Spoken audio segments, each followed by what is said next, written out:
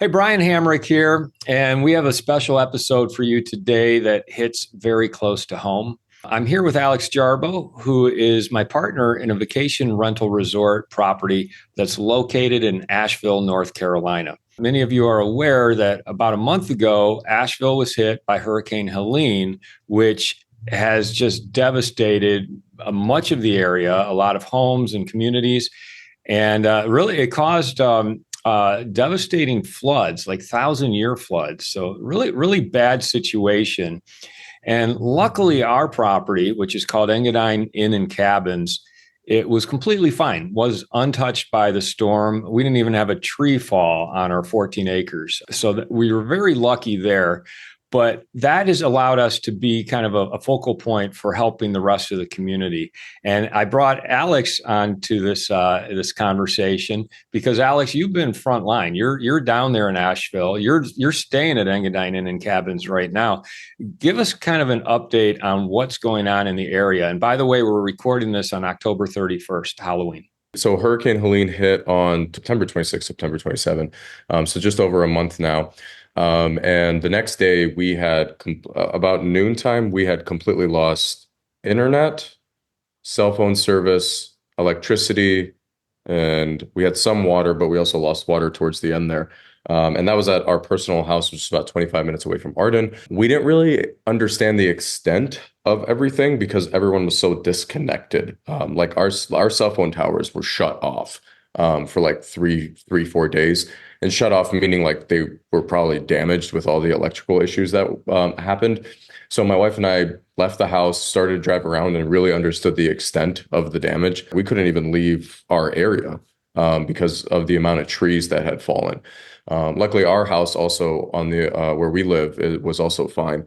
But yeah, we had no electricity, and then we got electricity back on Tuesday, and then Asheville's water system collapsed on Tuesday as well, completely, and it's still out right now. You can't shower in the water, and you can't drink the water. You can flush toilets with it.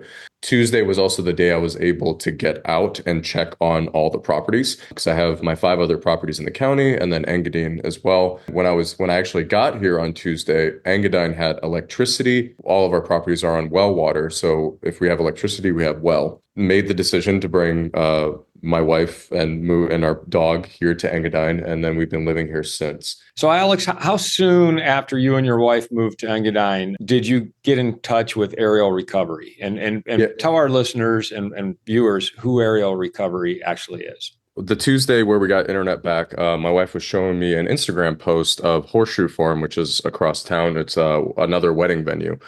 And they were actually launching helicopter missions from that property. Aerial recovery was staged there. So I had given them a call that day, got in contact with their corporate offices, and told them if they needed another staging ground for their missions, especially with it being only like 4 or 5 days after the hurricane, Engadine's completely open to them. And they said they would keep me in mind. And then the next day, their director actually reached out to me and said, "Do you have an open barn that the guys can stay at?" And I was like, "Well, I do have a barn, but I wouldn't want to put them in a barn." So I was like, "Come out here, do a recon, look at the property." By the way, like we had some guests who were there during the storm. Yeah. They Yeah. left, but Asheville and the area was completely closed down. So any guests that we had that were booked pretty much had to cancel. So we had a lot of availability at the time. We went ahead and canceled all guests through like December because we just looking at the devastation. We didn't feel comfortable hosting guests because it was just going to be a little while. So they came here, they saw that I gave them this cabin, and then I also right next to this cabin is our 30 by 50 reception tent.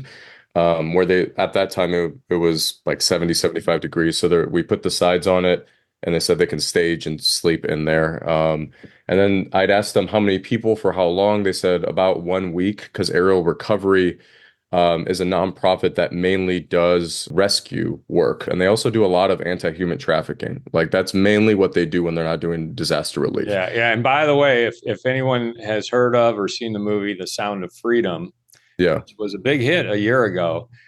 These are the guys in that movie. Yeah, in a way, yeah, a lot of them are connected to, the anti-human trafficking world, a lot, apparently a pretty small world when it comes to the disaster relief stuff. The original guys, 8 to 10 guys, they said they were going to stay a week, and then That number jumped to 40 in about 4 or 5 days of just the amount of volunteers that were coming in because they're 98% of them are volunteers. Once we saw how big it was, and we're like, okay, I talked to their commander. I was like, realistically, how much time do you actually need? And he's like, 6 weeks. Like it was like a question. I was like, just consider that done. So the tent was converted into a distribution center. That tent in the 5 weeks has probably cycled at least 15 times at this point, 15 to 20 times, meaning it's filled up all the way and then gone down, filled up all the way, gone down. And all those donations are coming from Global Empowerment Mission, which is the one of the largest NGOs in the world. They're actually bankrolled and funded by the Warren Buffett family, by the son who is taking over Warren Buffett's position at Berkshire Hathaway. So that's where all the donations actually come in. And then they work with all of the churches and community leaders about an hour or two away that is just too far for them. It would be 5 hours round trip to get these materials to those counties and those communities. And in that time, also, once they decided to stay the 6 to 8 weeks, we opened up the rest of the cabins to them. We're still in the main house with our friends, and then we also in the main house we blocked off the downstairs bedroom that has the biggest shower. And we've allowed for friends and family and whoever we know, including our tradesmen, like our carpenters, our electricians that are on city water, to come here to be able to do their laundry, to just be able to take a shower. I mean, their family can take a shower too. And that's, to me, that's like a big, big, big reset, is just being able to have clean clothes and be clean. As we're recording this October 31st, we've had over 500 volunteers come through so far. And they've ran over 300 rescue or stabilization missions at this point. And when you say volunteers, these are serious guys and women, usually Yeah. like special forces or ex-military. So there's two sets of volunteers. There are volunteers that just see the advertisements or maybe some of the videos that Aerial Recovery does and sign up to be a volunteer, and they'll come here. And then they sign a waiver and all that fun stuff. To protect both us and them. And then they have their volunteers that are trained specifically through aerial recovery. There are very few salaried employees for aerial recovery. I would say a big portion of the money that comes in from their donations goes directly to the missions. And I see that. I see that with the supplies that they purchase every single day. You've been able to get out on some missions Oh, yeah. with the group. And you have kind of an on the ground view of what they're actually accomplishing, which is a great deal. Describe some of what you've seen and been part of. Yeah, so when they first started, it was all rescue and comfort checks. The original guys followed the hurricane from Florida all the way up here. And then they ended up landing in Chimney Rock, Lake Lure, and they immediately started doing the missions. When they were here, I mean, that first 2 weeks was very intense. They're doing helicopter rescue missions where they were rappelling into communities that had landslides, rappelling off of mountains into communities to rescue these people that, like, say, like family members couldn't get in contact with them, and then they would air recover them out with, like, essentially putting them in a basket and then lifting them out. So that was some of the missions they did. Unfortunately, they always had cadaver dogs with them because before they would leave an area, they would check for bodies as well. So it was a lot of that very, very intense stuff. On a daily basis, they were doing, maybe with the amount of volunteers they had a week after they were here with those rescue missions, they were doing at least 7 to 10 rescues a day outside of the donations and the distribution stuff. And then as the weeks sort of went on, we went into week 3, 4, 5, switched into more tree cutting and clearing with heavy equipment. A lot of the volunteers brought excavators, skid steers that they would push out with them. The areas that they were going into were so devastated that they couldn't even get their side-by-sides in, like, the small little vehicles. One of the nonprofits that were here they brought 6 horses with them. They were actually riding in horseback into these locations to rescue some of these people. And then that evolved into the tree cutting and clearing with the heavy equipment. And that was also to get to people, to be able to get them meals. But also it was to help with like insurance companies, because like insurance agents couldn't go a half mile up a gravel road that had 50 trees on it or 20 trees on it. So it evolved into that. And now it's just stabilization of helping the community. They are still doing some rescue missions, but it's like onesie and twosies. And they're mainly like rebuilding, putting tarps up, and they're also prepping to leave. So that is also what I'm a part of, that transition, because obviously we live here, and I've switched a lot of my efforts to not only helping them with that transition, but also moving into helping a lot of the local businesses in the area. This is really a multi-phase rescue, Yeah. recovery, restore effort, and Yep. you've set up a nonprofit to kind of cross all those different areas. Talk a little bit about what you see being the long-term need in Asheville, because eventually these guys will be gone, but the devastation still remains and the cleanup still remains. What does that look like? Yeah, the long-term thing is probably 12 to 18 months. Once these guys leave, it's not 100% confirmed, but it's pretty much confirmed that we have secured a FEMA contract to be able to house FEMA employees that are going to be rebuilding a lot of the government buildings and continuing with that recovery work. And then, in my opinion, the most important thing that we need to be focusing on right now, because a lot of the nonprofits have the communities and the individual houses taken care of, is mainly the businesses. The businesses that were devastated, maybe they don't know how to navigate the FEMA world, like in terms of grants and stuff. And then also, like, a lot of their businesses were just completely devastated, meaning like the buildings and everything. The nonprofit that my wife and I established a couple weeks ago, a lot of the money went towards getting equipment for these guys directly. So, like, aerial recovery, like we said, is a big, big, big arm. We only were raising money for their efforts here, and then obviously also to house them to pay some of our bills. And then it's moving towards outside of just aerial recovery to help some of these local businesses. I mean, I've been there before, Brian, in terms of if I had one extra month just to be able to, like, in terms of bills and expenses, that would have completely changed my mindset, my mood for 6 months. If I was just like a month ahead. So that's my goal right now is one, to work with the mayors of all of these different cities. We're working with the mayor of Canton directly right now. I have his personal number. But it's to get grants to these businesses and also to raise money for them to help them reopen. Are you still hosting? You had told me you were going to host the River Arts District artists. We are, yeah. So that's going to be a big thing. So And the River Arts District, just so people know, that's one of the most devastated areas. It was a huge tourist attraction, artists working out of an old building, and I mean, a really cool area, but it just completely got destroyed. Historically an industrial area that transformed into like a massive artist hub. It was the artist hub of this area, and a lot of breweries, local businesses, big and small breweries were there. And yeah, completely devastated. So that's mainly going to be my focus on the nonprofit work with the businesses is the River Arts District. Those buildings that whole area is going to have to be torn down and rebuilt. There's the whole area is pretty much condemned outside of the outskirts. We're focusing on business grants and raising money for them and finding places for those businesses to reopen, because it's probably going to be some business owners obviously want to reopen now. Some business owners probably will never reopen because of just being mentally burnt out. But the people that want to reopen but can't in the River Arts District, because it's going to take 2 to 3 years to rebuild, that's what we're focusing on placing on them and giving them 5 to 10 grand, maybe more, to just give them a head start. You've shared so many stories with me, and I want to touch on a couple of them very briefly. The chainsaws. Talk about the second weekend in when through donations you were able to purchase chainsaws and what was done with them. Most people are volunteers here, so they were coming with like a lot of their home chainsaws. They were coming back with those clearing missions. They were coming back at 8, 9, 10 p.m. And we do a morning brief and a debrief at the end of each day. And it's actually very therapeutical because you go through your wins and takeaways for the day.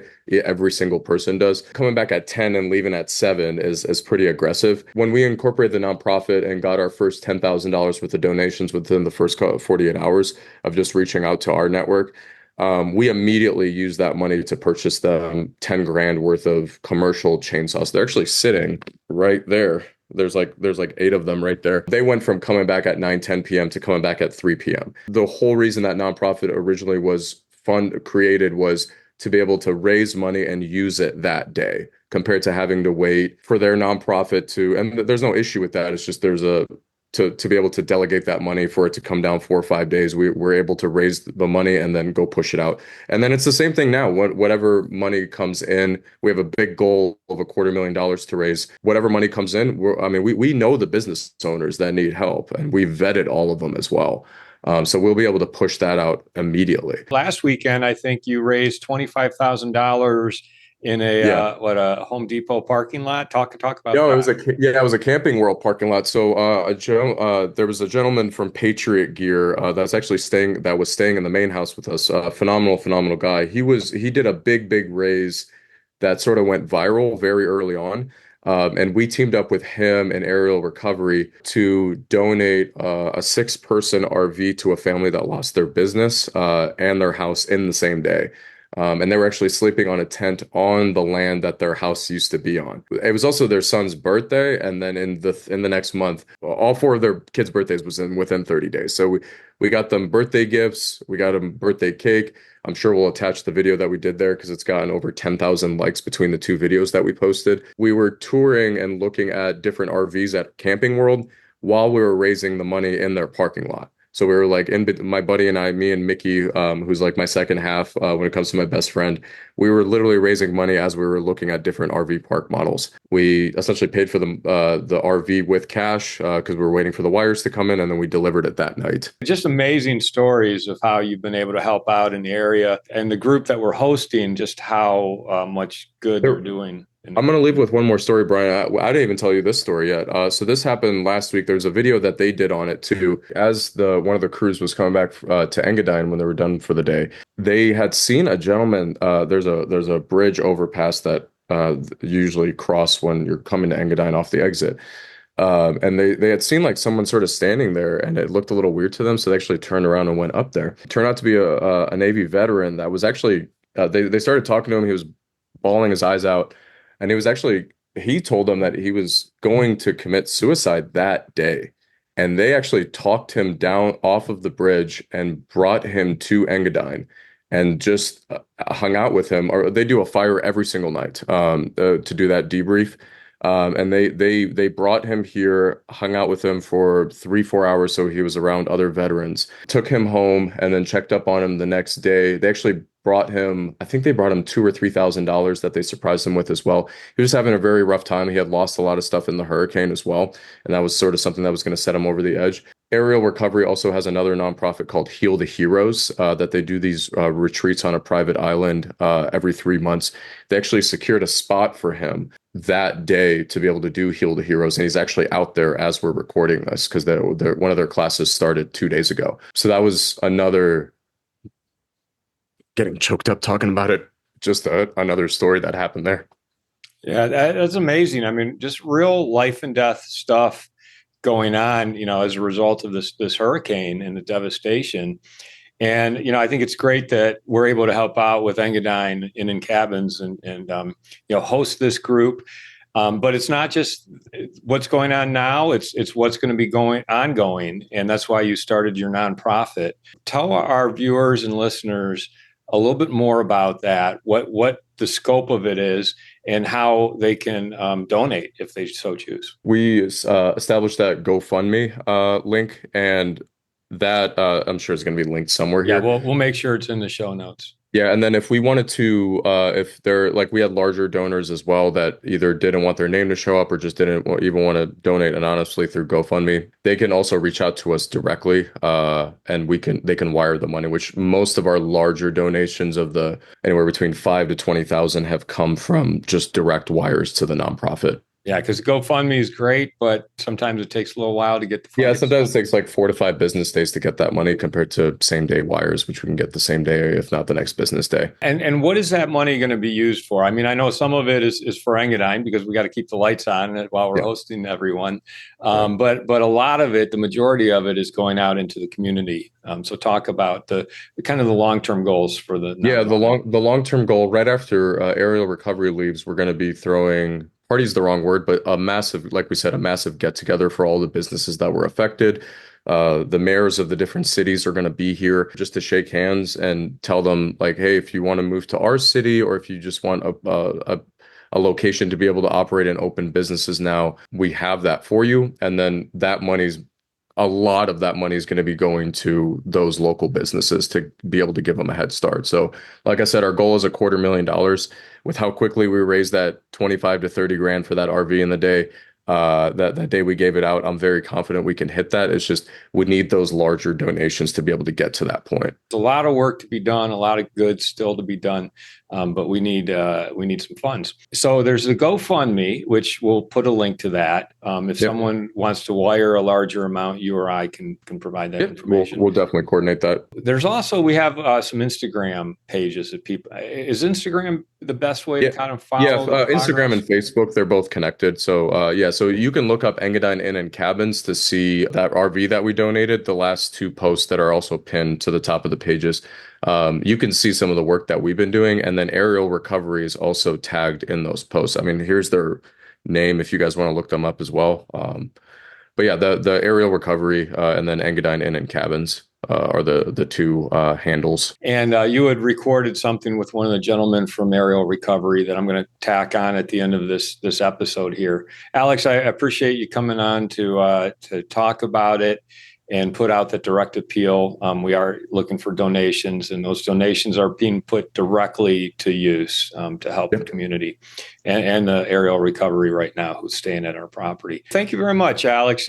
Keep up the good work. You're doing a lot of good there, and I'm glad, I'm proud that Engadine Inn Cabins can be part of it. Absolutely. Thanks, Brian. What's going on, everyone? Alex here at Engadine Inn Cabins. I'm here with Ross with Aerial Recovery. We just hit the 30-day mark of the hurricane yesterday. We just want to talk about what has happened in the last 30 days because it's felt like 6 months. And I'm here with Ross because we want to talk about essentially what the mission started as, say like day one when you guys were here, and then how that's evolved in the last week or so. And then, I mean, at this point, how it's evolved almost on a daily basis. So this is kind of different. We're a search and rescue group, so we're big on the search and rescue and recovery part. When we rolled in here, it was absolutely devastated. The destruction here was, I mean, you've seen it. It's horrible. People have lost everything. But the mission has kind of stayed the same. It's transitioned a little into helping, more debris removal and tree removal from homes and supply drops. But we're also finding areas still that are completely devastated to where people are still having to be rescued. And we're having to go in and do more of the, clearing trees off of houses and tarping their roofs so they can live and, help them with their houses not getting mold from the moisture or the rain coming through. So we're kind of getting into the backside of the recovery phase, but we're also still, again, finding people up on these mountains that are cut off still. Yeah. So we're still having to go up and, recover and rescue people. What would you say are the next steps for the community? If you guys were staying here, say, for a year, how would you set up everything? Again, we're search and rescue, right, but it's going to turn into a rebuild phase, and some of these towns are completely wiped out, washed away. So the rebuild phase is going to be months, if not years, before they can get their sewer system working again, their water facilities working again, some electrical facilities. So, once we do leave, it's going to take the community coming together and people banding together to help rebuild businesses, rebuild homes, rebuild towns. Yeah, and that's been our biggest thing moving forward too, is not transitioning away from just like going house to house essentially, but also focusing on the local businesses, especially the local businesses that have been completely devastated with this, that are going to take that 1 to 3 years to probably rebuild. So my wife and I have incorporated a nonprofit that we started raising money for supporting these guys while they're here, but also moving into supporting the local businesses. And that link to that, donating to that nonprofit will be linked to this video here. So please consider donating. Thanks.